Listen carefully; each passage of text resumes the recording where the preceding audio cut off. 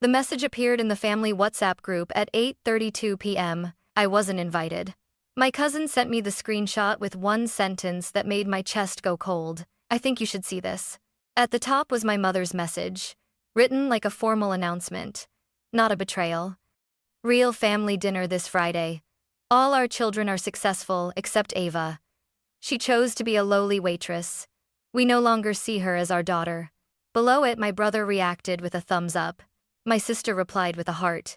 No one asked where I was. No one defended me. No one even said my name. I didn't call them. I didn't argue. I didn't show up to beg for a chair at a table that had already erased me. I did exactly what they wanted. I disappeared quietly, completely. And years later, standing in a room filled with executives, cameras, and applause, the CEO called my name. That was the moment everything changed. My name is Ava Carter, and for most of my life, I was the mistake my family tried to edit out. In the Carter household, success had a very specific shape. It wore tailored suits, drove luxury cars, and came with job titles that sounded impressive at dinner parties. My father, Greg Carter, liked to say he believed in hard work, but what he really believed in was silence, his own and everyone else's. My mother, Linda Carter, believed in appearances the way some people believe in religion. She didn't just want her children to succeed, she needed them to succeed, because their achievements were proof that she had done everything right. My older sister Madison was the golden example. A cosmetic dentist with a flawless smile and an even more flawless Instagram feed. Charity galas, weekend getaways, designer handbags that my mother loved to point out to her friends. My brother Ethan worked in finance. Numbers, bonuses, promotions, things my parents could brag about without having to explain themselves. And then there was me. I worked as a waitress. Not because I was lazy, not because I lacked ambition, but because life didn't ask me what my plans were. It handed me bills and said, "Figure it out." When my college tuition went up and my part-time job wasn't enough, my parents didn't offer help. They offered disappointment. "You're throwing your life away," my mother said when I told her I was dropping out for a while. "For what?" she added, glancing at my uniform like it offended her. "Carrying plates?" I told myself it was temporary. That once I got back on my feet, things would change. They never did. At family gatherings, my job was treated like an embarrassing secret. When relatives asked what I was doing, my mother would answer before I could. "She's in the service industry," she'd say, her smile tight, as if she were apologizing on my behalf. Thanksgiving was the first time I understood exactly where I ranked. Everyone sat at the long dining table, my parents at the head, Madison and Ethan beside them. My place card wasn't there. Instead, there was a small folding table near the kitchen, already set with plastic placemats. "Oh, Ava," my mother said casually, adjusting her necklace. "You don't mind sitting there, do you? You're so used to serving." I was 24 years old. I laughed it off. I always did. Because calling it out would mean admitting it hurt, and in my family, hurt was treated like weakness. After dinner, while everyone talked about investments and vacations, I washed dishes without being asked. My mother nodded approvingly, like I had finally found my proper role. Christmas was worse. I gave my mother a scarf I had saved 3 months to buy. Cashmere, her favorite color. She held it up, smiled politely, and said, "Oh, practical." Then she turned to Madison, who had bought her a designer clutch, and spent 10 minutes admiring the stitching, the brand, the status of it. My gift ended up draped over a chair, forgotten. But I stayed. I kept coming back, because some small, foolish part of me still believed that if I tried hard enough, I'd earn my way back into the family. I didn't realize that night that, for my parents, I had already been erased. The WhatsApp message was just the first time they said it out loud. The night everything finally broke wasn't dramatic. There was no shouting, no slammed doors, no last argument where someone said the wrong thing. It was quiet, ordinary, almost polite. I had just come home from a double shift, my feet aching, my hair still smelling like fryer oil and lemon cleaner. I kicked off my shoes, microwaved leftover pasta, and collapsed onto my couch. My phone buzzed once. A message from Rachel, my cousin. "Ava, I'm really sorry. I think you need to see this." Then another buzz, a screenshot. I recognized the group name instantly. Carter family. The same WhatsApp group I'd been muted in for months. The same one where holiday plans were made, birthdays were celebrated, and photos were shared, photos I was rarely in. My name wasn't listed as a participant anymore. At the top of the screenshot was my mother's message, time-stamped 8:32 p.m. It read like an invitation, neat and deliberate. The way she wrote things meant to be seen.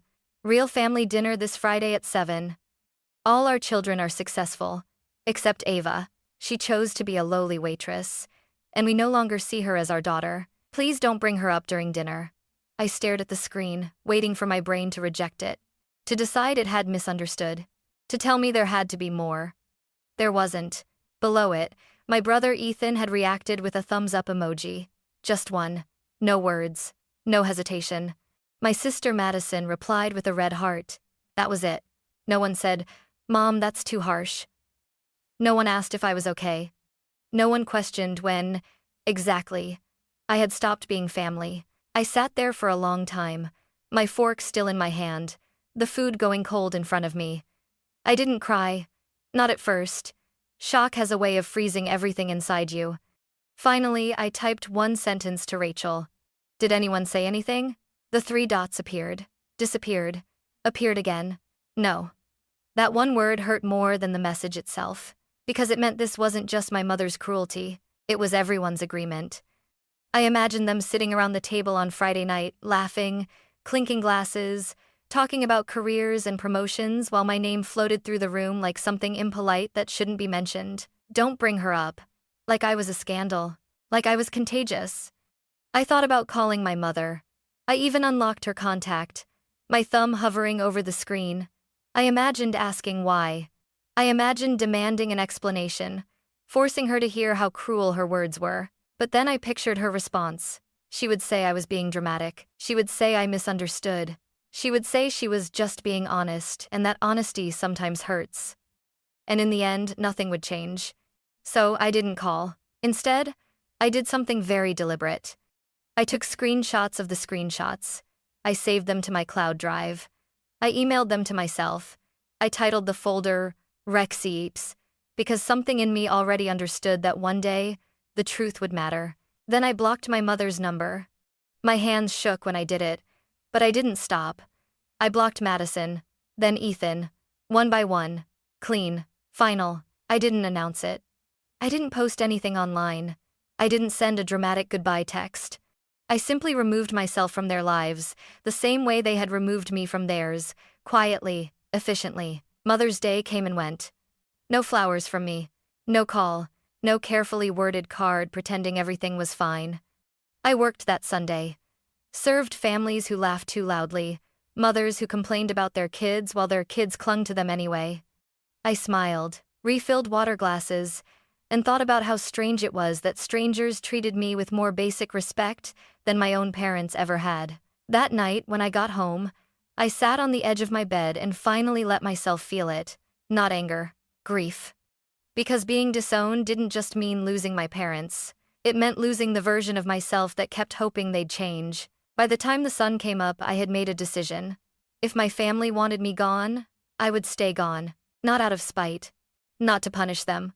But because I was done begging to belong to people who saw me as an embarrassment. I didn't know then how long my silence would last. I didn't know that years later they would suddenly remember my name. All I knew was this. They had erased me once. I would never give them the chance to do it again. Disappearing didn't feel brave. It felt empty.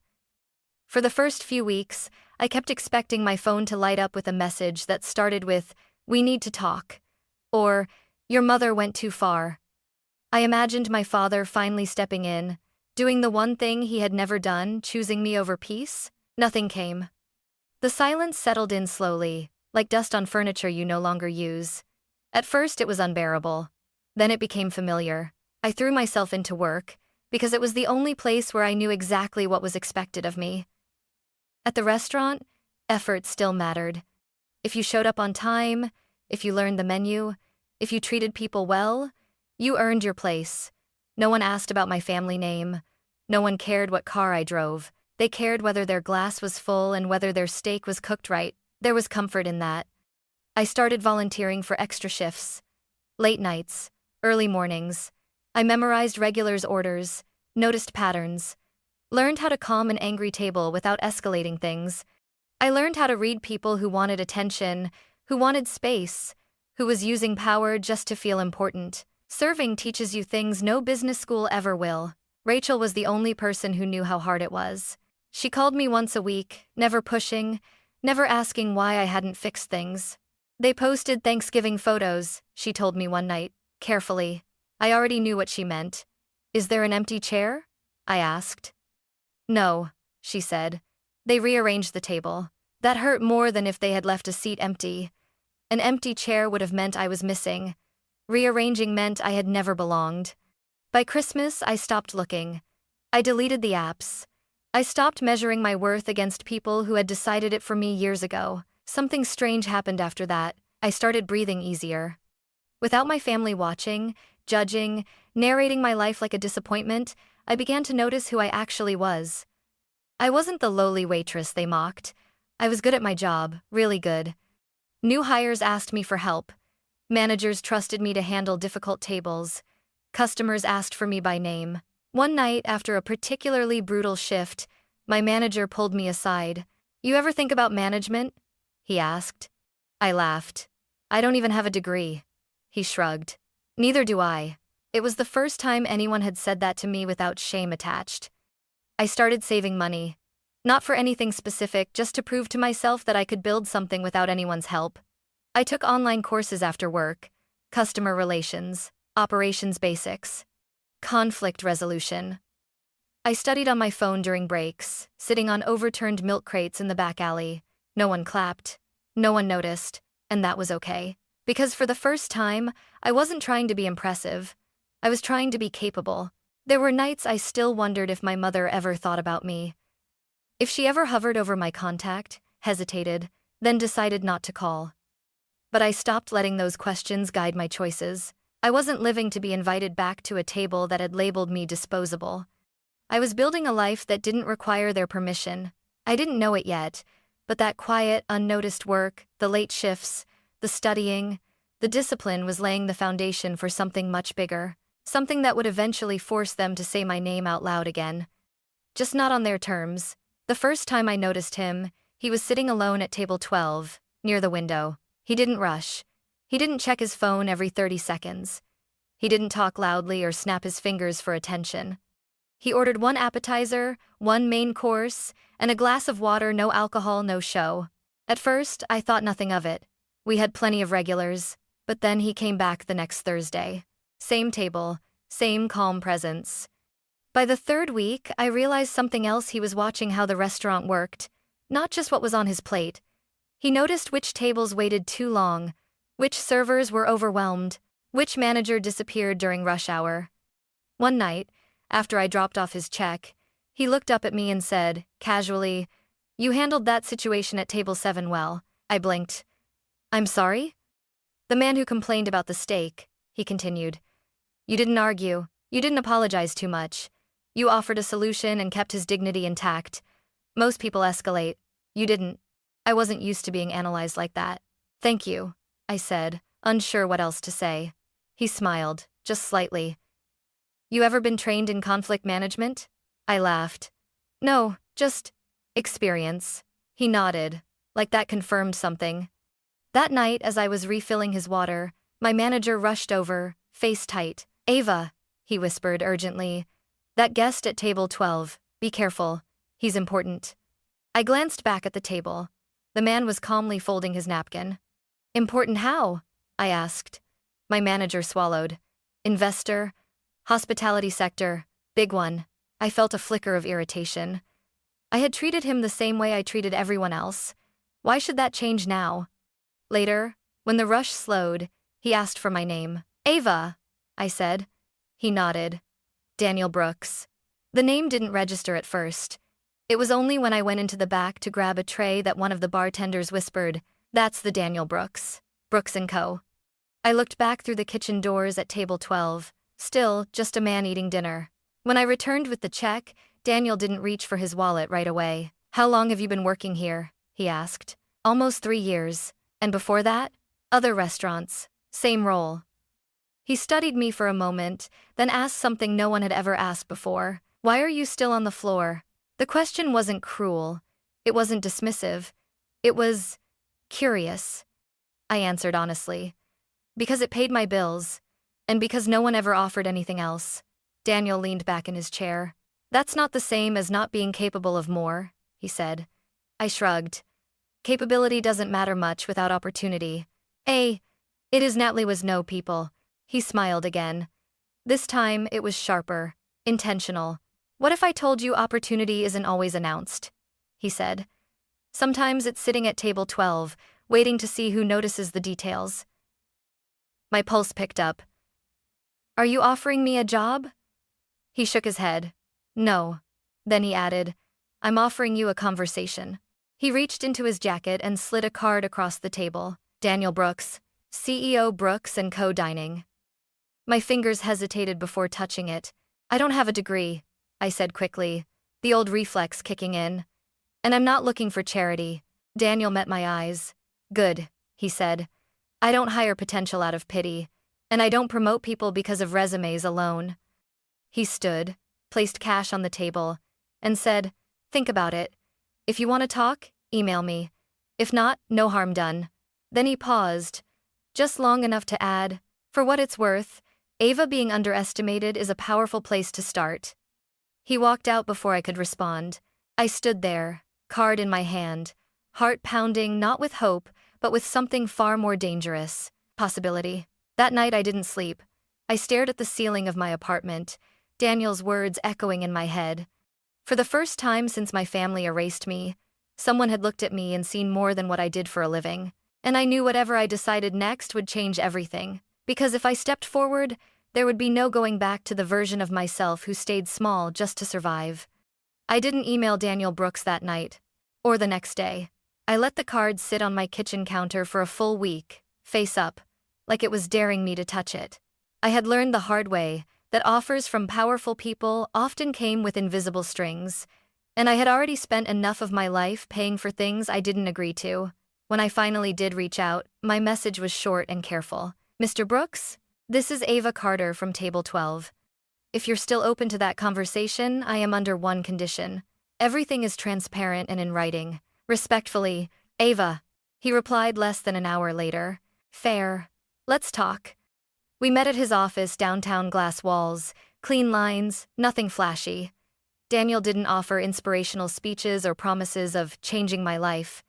Instead, he slid a folder across the table. Inside was a structured management training program designed specifically for frontline workers. Clear milestones, clear pay increases, a timeline, legal protections, exit clauses.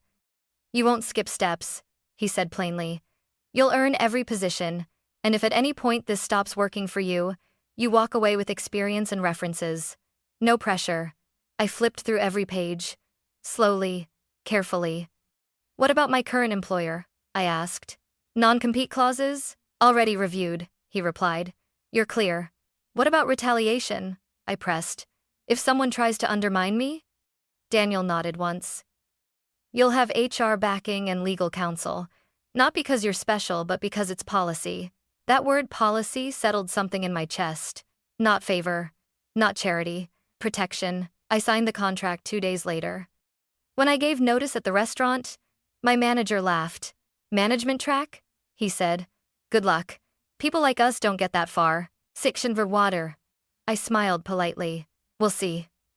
The program was harder than I expected. Long hours, late nights, training sessions after shifts. I learned inventory systems, labor laws, scheduling algorithms, and how to document everything. I learned how easily workers, especially women, were blamed when systems failed, and I learned something else. I was good at this. Not just competent, strategic, calm under pressure. I knew how to speak to staff without belittling them. I knew how to de-escalate without surrendering authority. I knew when to listen and when to step in. 6 months in, I was overseeing 2 locations. By the end of the year, 4. That was when Rachel called again. Ava, your mom's telling people you work for some big restaurant company now. She says she always knew you'd turn it around. I closed my eyes. Of course she did. Soon after, the messages started. Emails this time.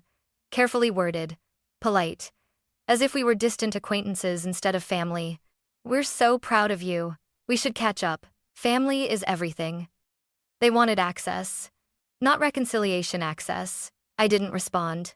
Because while they were rediscovering my existence, I was busy becoming someone they could no longer control, and somewhere deep down, I knew this wasn't the end of the story.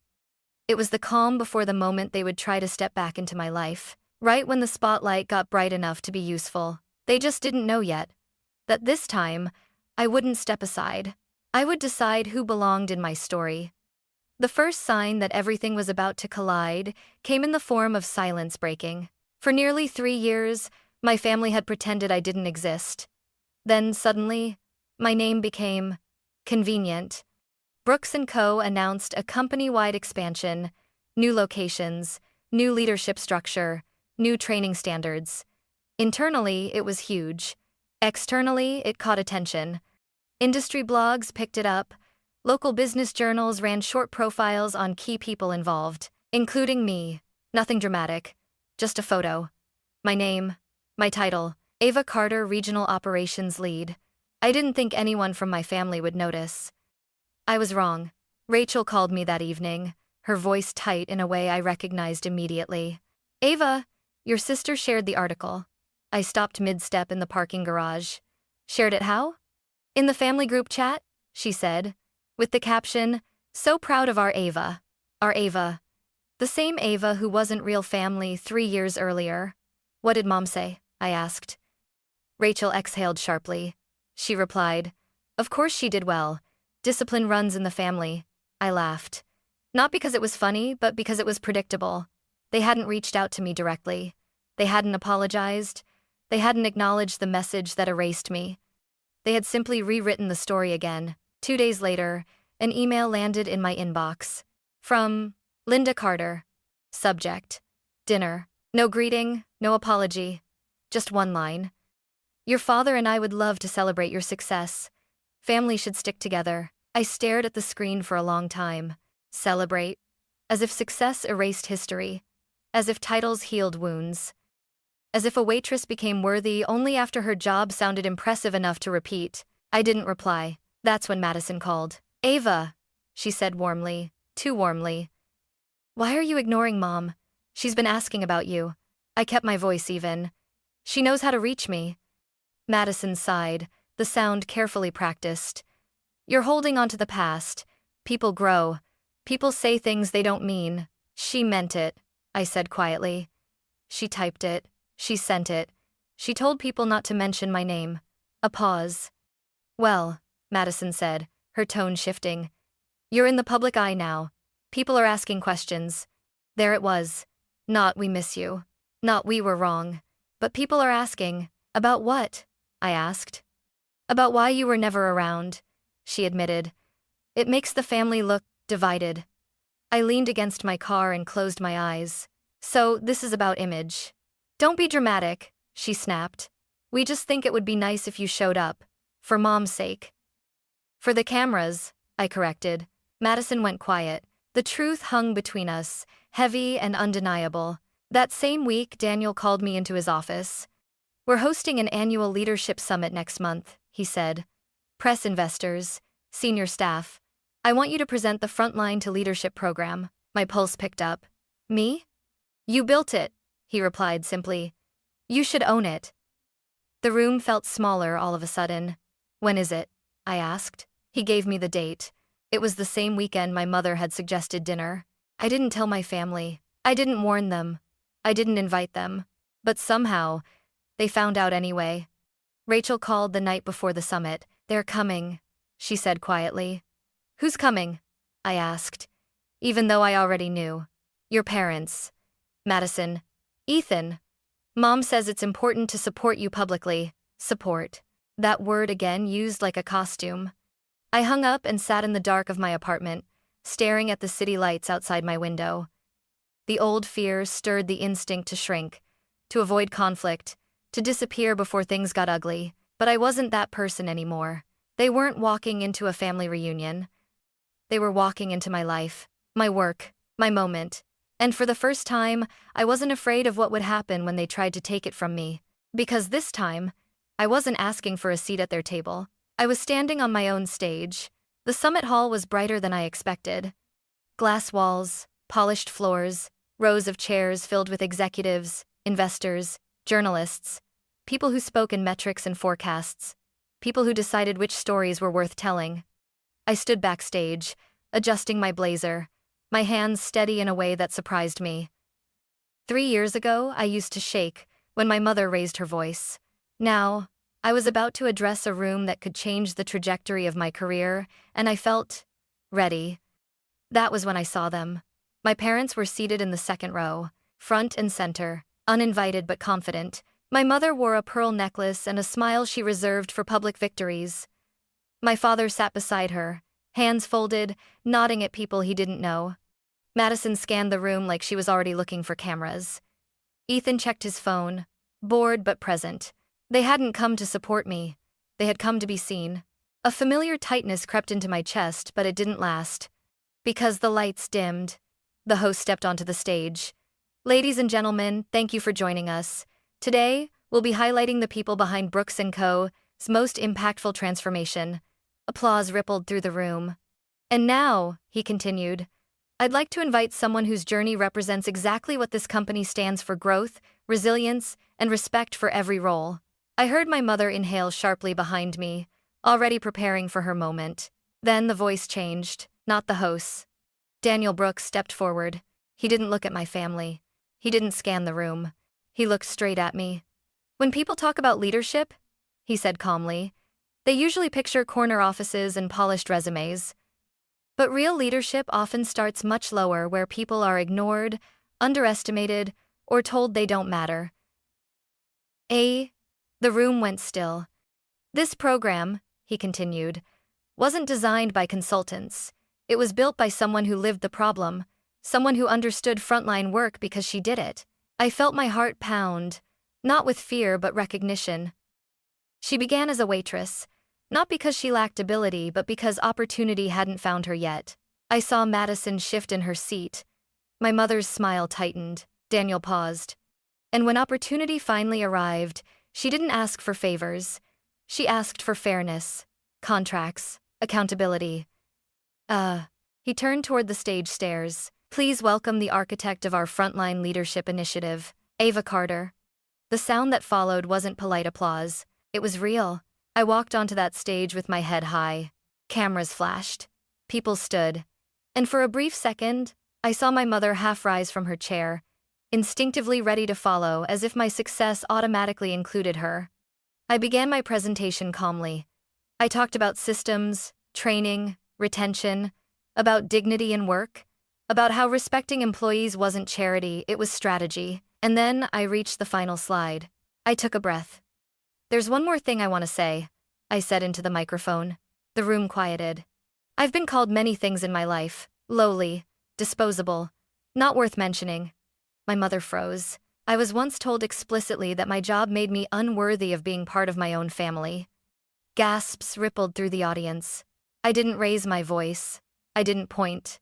I didn't accuse. I'm not sharing this for sympathy, I continued. I'm sharing it because there are people in this room who manage others, who set cultures, who decide whose work matters. I looked directly at my parents.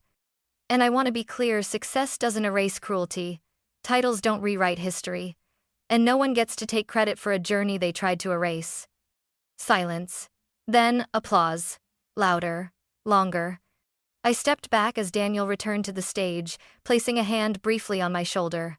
From the corner of my eye, I saw my mother sink back into her seat. For the first time in my life, she didn't have a script. No charm. No control. The spotlight didn't follow her. It never had. After the applause faded and the crowd began to move, my parents cornered me near the exit. My mother was the first to speak, her voice low and controlled, the way she used to sound when she wanted to scold me without witnesses. You embarrassed us, she said, in front of everyone. I looked at her, really looked at her, and felt something unexpected. Nothing. I told the truth, I replied calmly. If that embarrassed you, it's because the truth finally had a microphone. My father cleared his throat. You didn't have to say it like that. Like what? I asked. Without pretending it didn't happen? Madison crossed her arms. You could have handled this privately. I met her eyes. You erased me publicly. You don't get to demand privacy now. Silence fell between us. For a moment, I thought my mother might apologize. Her lips trembled, just slightly, but then her spine straightened. Well, she said, people make mistakes. I nodded. They do. And forgiveness matters, she added carefully. I smiled, not unkindly, but firmly.